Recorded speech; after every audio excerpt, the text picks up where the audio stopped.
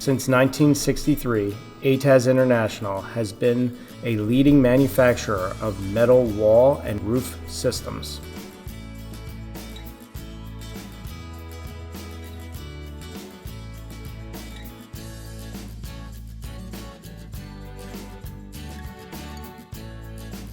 In this video, we will cover basic installation details pertaining to our wind-lok series of profiles being applied over a solid substrate in a horizontal application.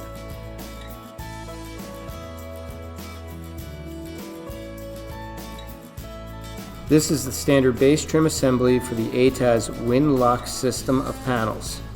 It is composed of two trims. The first one is the base flashing that helps shed water off masonry ledges and away from the building. The second trim acts as a cleat to attach the first panel. The base trim is being notched to make a 90-degree fold in an outside corner location. 1 inch is measured from the end of the base trim. Then, using aviation snips, a cut is made where the bend in the base trim occurs. After the 1 inch cut has been made, a hand seamer is used to create a 90-degree fold on the face of the base trim.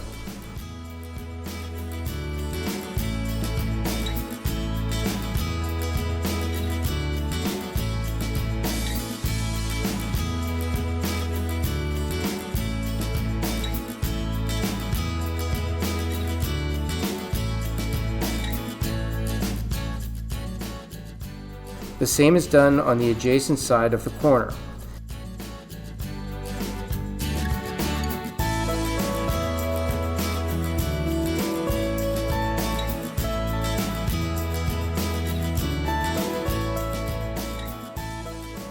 As you can see, the two trims will lap each other and it will ensure a clean installation. Remember to remove all masking from the trim before they are installed.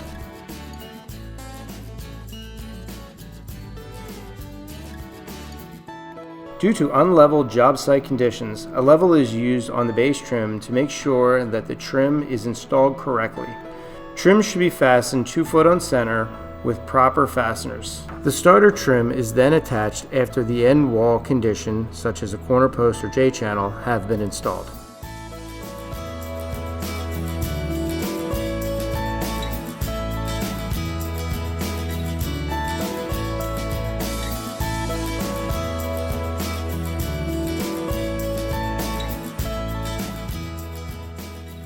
The starter trim is then attached on the top of the base trim.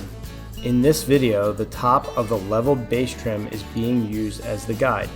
It will ensure that the panels are installed correctly. If the starter cleat is not leveled, then the panels will be out of square and it will create aesthetic issues.